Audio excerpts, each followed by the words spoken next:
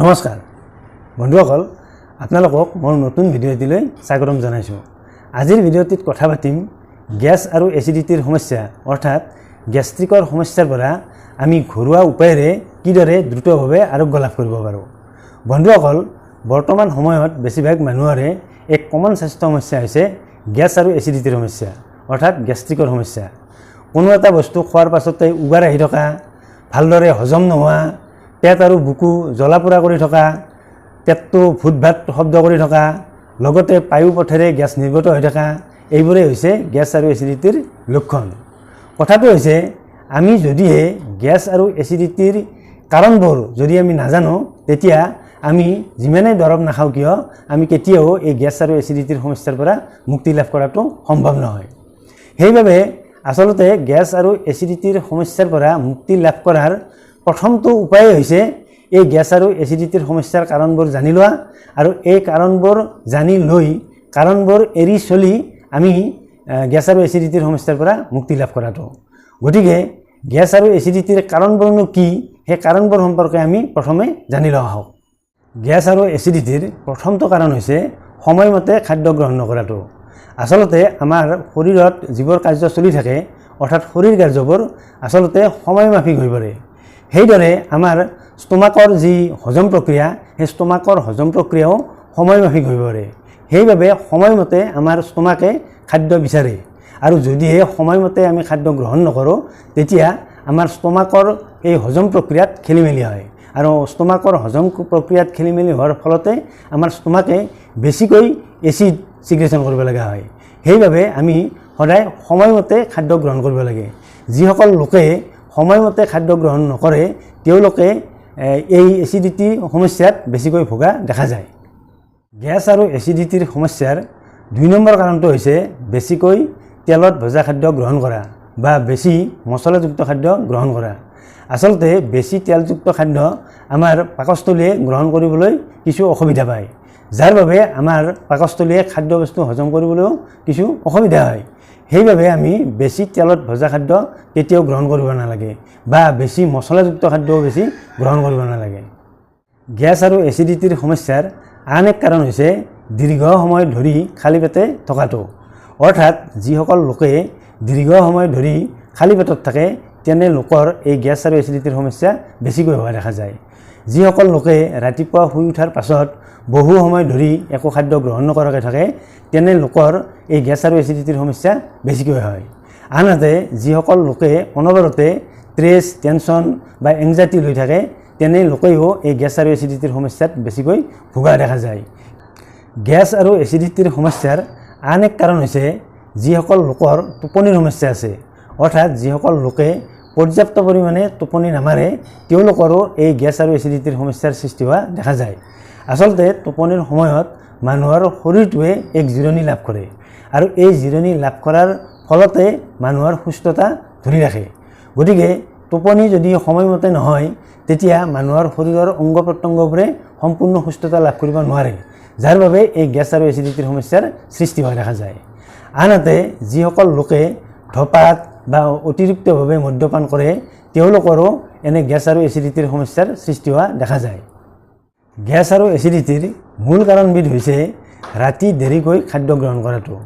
আচলতে ৰাতি শোৱাৰ পৰা অন্ততঃ ৩ ঘণ্টা বা ২ ঘণ্টা আগত খাদ্য গ্ৰহণ কৰিব লাগে আৰু তাৰ পাছতহে আচলতে শুবলৈ যাব লাগে। কিয়নো খাদ্য গ্ৰহণ কৰাৰ পাছতে যদি শুই যোৱা যায় তেতিয়া আচলতে আমাৰ মগজুৱে টোপনিৰ সময়ত খাদ্য গ্ৰহণ প্ৰক্ৰিয়াত ভালদৰে অংশগ্ৰহণ কৰিব নোৱাৰে, যাৰ বাবে আমাৰ খাদ্যবস্তু হজম কৰাত কিছু বিসংগতি ঘটে আৰু এনেদৰে খাদ্যবস্তু হজম হোৱাত বিসংগতি ঘটাৰ ফলতেই আচলতে গেছ আৰু এচিডিটিৰ সমস্যাৰ সৃষ্টি হয়। সেইবাবে খাদ্যবস্তু গ্ৰহণ কৰাৰ অন্ততঃ ২ ঘণ্টা পাছত শুবলৈ যাব লাগে আৰু তেতিয়া শোৱাৰ সময়লৈকে তেতিয়া আচলতে আমাৰ হজম প্ৰক্ৰিয়াখিনি হৈ যায় আৰু খাদ্যবস্তু হজম প্ৰক্ৰিয়া হৈ যোৱাৰ পাছত যেতিয়া আমাৰ টোপনি আহে তেতিয়া আমাৰ কোনো অসুবিধাৰ সৃষ্টি নহয়। সেইবাবে সদায় খাদ্যবস্তু সোনকালে গ্ৰহণ কৰিব লাগে আৰু সোনকালে গ্ৰহণ কৰাৰ অন্ততঃ ২ ঘণ্টা পাছত শুবলৈ যাব লাগে। তেতিয়াহে আচলতে আমাৰ গেছ আৰু এচিডিটিৰ সমস্যাৰ সৃষ্টি নোহোৱাকৈ থাকে। আচলতে এই কাৰণবোৰৰ বাবে আমাৰ পাকস্থলীৰ গ্ৰন্থিৰ পৰা হাইড্ৰক্লৰিক এচিড বেছিকৈ নিঃসৰিত হয় আৰু এই বেছিকৈ হাইড্ৰক্লৰিক এচিড মিহলিত হোৱাৰ ফলতে আমাৰ গেছ আৰু এচিডিটিৰ সমস্যাৰ সৃষ্টি হয়। আৰু এনে সমস্যা হ'লে আমি দৰৱ খালে আমাৰ এই গেছ আৰু এচিডিটিৰ সমস্যা ভাল হৈ যায়। কিন্তু যদিহে আমি এই কাৰণবোৰ এৰি চলিব পাৰোঁ তেতিয়া আমি এই গেছ আৰু এচিডিটিৰ সমস্যা প্ৰতিৰোধ কৰিব পাৰোঁ বা আমি নোহোৱাকৈ থাকিব পাৰোঁ। গতিকে আমি আচলতে এই কাৰণবোৰৰ প্ৰতি আমি বেছি গুৰুত্ব দিব লাগে আৰু এই কাৰণবোৰৰ প্ৰতি গুৰুত্ব দি আমি এই কাৰণবোৰ এৰি চলিব পাৰিলেহে আমি এই গেছ আৰু এচিডিটিৰ সমস্যাৰ পৰা আমি সম্পূৰ্ণৰূপে আৰোগ্য লাভ কৰিব পাৰিম বা প্ৰতিৰোধ কৰাটো সম্ভৱ হৈ উঠে। এইবাৰ আমি কথা পাতিম গেছ আৰু এচিডিটিৰ সমস্যাৰ পৰা ঘৰুৱা উপায়েৰে বা ঘৰুৱা পদ্ধতিৰে কিদৰে দ্ৰুতভাৱে আৰোগ্য লাভ কৰিব পাৰি। আচলতে খাদ্য গ্ৰহণ কৰাৰ পাছতে আমি কেইটিমান চফগুটি চোবাই খোৱাৰ অভ্যাস কৰিব লাগে। আচলতে চফগুটিত যথেষ্ট পৰিমাণে ফাইবাৰ পোৱা যায় আৰু চফগুটি ফাইবাৰযুক্ত হোৱাৰ বাবে চফগুটি খাদ্য গ্ৰহণৰ পাছত খোৱা অভ্যাস কৰিলে আমাৰ খাদ্যবস্তু ভালদৰে হজম হয় আৰু খাদ্যবস্তু ভালদৰে হজম হ'লে আমাৰ গেছ আৰু এচিডিটিৰ সমস্যাও ভাল হৈ যায়। অৱশ্যে ৰাতি যদিহে আমি এচামুচ চফগুটি এগিলাচ পানীত তিয়াই থওঁ আৰু সেই পানীগিলাচ যদি ৰাতিপুৱা খোৱাৰ অভ্যাস গঢ়ি তোলোঁ তেতিয়াও আমি গেছ আৰু এচিডিটিৰ সমস্যাৰ পৰা অতি সোনকালে আৰোগ্য লাভ কৰিব পাৰোঁ। যিসকল লোকে গেছ আৰু এচিডিটিৰ সমস্যাত ভুগি আছে তেওঁলোকে দৈনিক কেঁচা অমিতাই হওক বা পকা অমিতাই হওক সদায় এটুকুৰি অমিতা ভালদৰে চোবাই খোৱাৰ অভ্যাস গঢ়ি তুলিব লাগে। অমিতাত পাপায়ন নামৰ এবিধ এনজাইম থাকে আৰু এই এনজাইমবিধে খাদ্যবস্তু হজম কৰাত সহায় কৰে। গতিকে এই পাপায়ন নামৰ এনজাইমবিধৰ প্ৰভাৱত খাদ্যবস্তু হজম হোৱাত যিহেতু সহায় হয় গতিকে খাদ্যবস্তু ভালদৰে হজম হ'লে গেছ আৰু এচিডিটিৰ সমস্যা নাথাকে। আৰু নিয়মিতভাৱে অমিতা খোৱা অভ্যাস কৰিলে কনষ্টিপেশ্যনৰ সমস্যাও অতি সহজে ভাল হৈ যায়। গেছৰ সমস্যা দূৰ কৰিবলৈ হ'লে নিয়মিতভাৱে কেঁচা তিয়হ খাব লাগে। তিয়হ খালে খাদ্যবস্তু হজম প্ৰক্ৰিয়া ভালদৰে হয় আৰু তিয়হত ফ্লেভনয়েড নামৰ এণ্টি ইনফ্লেমেটৰী উপাদান এবিধ থাকে। এই এণ্টি ইনফ্লেমেটৰী উপাদানবিধে আচলতে গেছ আৰু এচিডিটিৰ সমস্যা ভাল কৰে। ইয়াৰ লগতে তিয়হত যথেষ্ট পৰিমাণে পানী থাকে যাৰ বাবে আমাৰ ডিহাইড্ৰেশ্যনৰ সমস্যাও অতি সহজে দূৰ হয় আৰু ডিহাইড্ৰেশ্যনৰ সমস্যা দূৰ হোৱাৰ ফলতে কনষ্টিপেশ্যনৰ নিচিনা সমস্যাও অতি সহজে ভাল হৈ যায়। ইয়াৰ উপৰিও তিয়হত চিলিকা আৰু ভিটামিন চি থাকে যিয়ে আমাৰ স্বাস্থ্যৰ ৰক্ষাৰ লগতে আমাৰ ছালৰ উজ্জ্বলতাও বৃদ্ধি কৰে। গতিকে যিসকল লোকে গেছৰ সমস্যাত ভুগি আছে তেওঁলোকে নিয়মিতভাৱে তিয়হ খোৱাৰ অভ্যাস কৰিব লাগে। অৱশ্যে তিয়হ ৰাতি কেতিয়াও খাব নালাগে। গেছৰ সমস্যা হ'লে যদিহে কোনো কাৰণত উগাৰ আহি থাকে বা পেটত গেছ জমা হয় বা জ্বলা পোৰা লাগি থাকে তেতিয়া 2 খিলা বা 3 খিলা পদিনাৰ পাত ভালদৰে ধুই চোবাই খাব লাগে আৰু তেনে কৰিলে লগে লগে গেছৰ সমস্যাৰ পৰা আৰাম পোৱা যায়।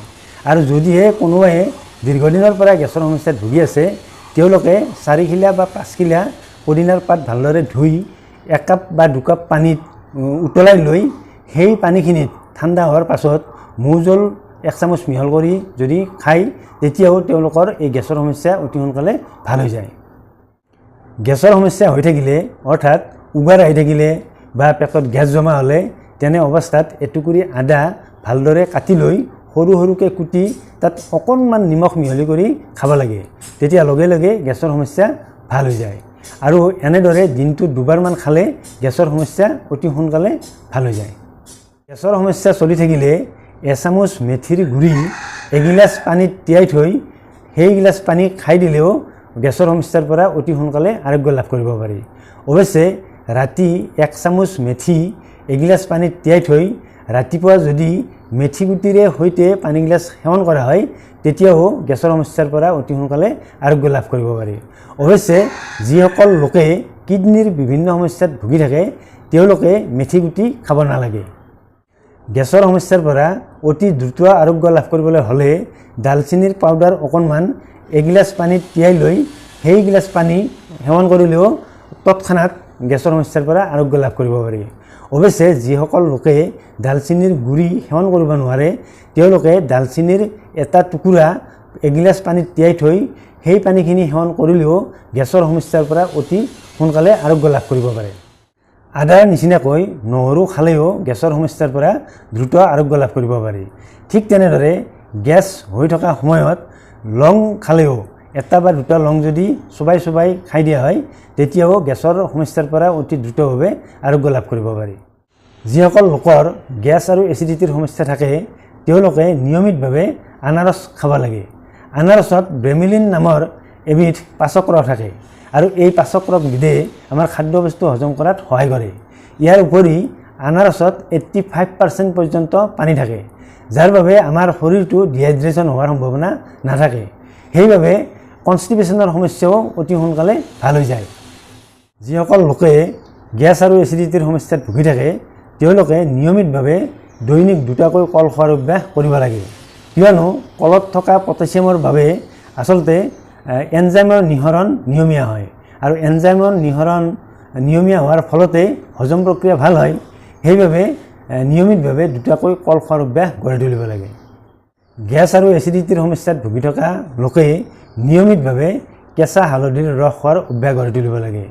আচলতে হালধিৰ ৰসত কাৰ্কিউমিন নামৰ এবিধ যৌগ উপাদান থাকে আৰু এই কাৰ্কিউমিনৰ বাবে আচলতে আমাৰ শৰীৰত ইনফ্লামেশ্যনৰ প্ৰতিৰোধ হৈ থাকে আৰু ইনফ্লামেশ্যন প্ৰতিৰোধ হৈ থকাৰ ফলতে আমাৰ গেছ আৰু এচিডিটিৰ সমস্যাও নাইকিয়া হৈ যায়।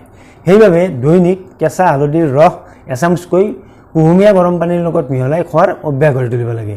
তেতিয়া গেছ আৰু এচিডিটিৰ সমস্যাৰ পৰা দ্ৰুত আৰোগ্য লাভ কৰিব পাৰি। নিয়মিতভাৱে টেঙা দৈ খোৱাৰ অভ্যাস কৰিলে আচলতে আমাৰ খাদ্যবস্তুৰ হজম প্ৰক্ৰিয়া ভাল হয়। খাদ্যবস্তুৰ হজম প্ৰক্ৰিয়া ভাল হ'লে গেছ আৰু এচিডিটিৰ সমস্যা নাথাকে। সেইবাবে আচলতে নিয়মিতভাৱে টেঙা দৈ খাব লাগে। অৱশ্যে টেঙা দৈ দুপৰীয়াৰ সময়ত খালে বেছি ভাল, ৰাতি টেঙা দৈ কেতিয়াও খাব নালাগে।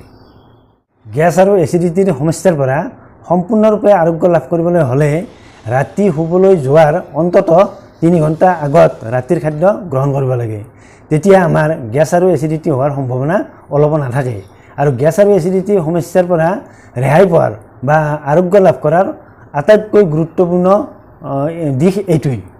গেছ আৰু এচিডিটিৰ সমস্যাৰ পৰা দূৰত থাকিবলৈ হ'লে ধূমপান সদায় বৰ্জন কৰিব লাগে আৰু লগতে পৰ্যাপ্ত পৰিমাণে পানী সেৱন কৰিব লাগে।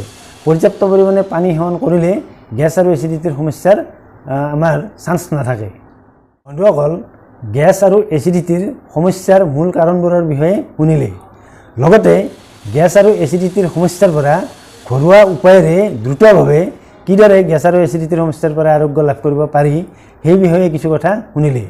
যদিহে আমাৰ আজিৰ ভিডিঅ'টো ভাল পাইছে তেনেহ'লে ভিডিঅ'টিত লাইক এটা কৰিব। লগতে আমাৰ ভিডিঅ'টো শ্বেয়াৰ কৰিবলৈ আপোনালোকক অনুৰোধ জনালোঁ। লগতে আমাৰ স্বাস্থ্য ৰক্ষাৰ চেনেলটো ছাবস্ক্ৰাইব কৰি থ'বলৈ আপোনালোকক অনুৰোধ জনালোঁ। অন্য এটা ভিডিঅ'ত আপোনালোকক লগ পোৱাৰ প্ৰতিশ্ৰুতিৰে আজিলৈ আহিছোঁ। নমস্কাৰ।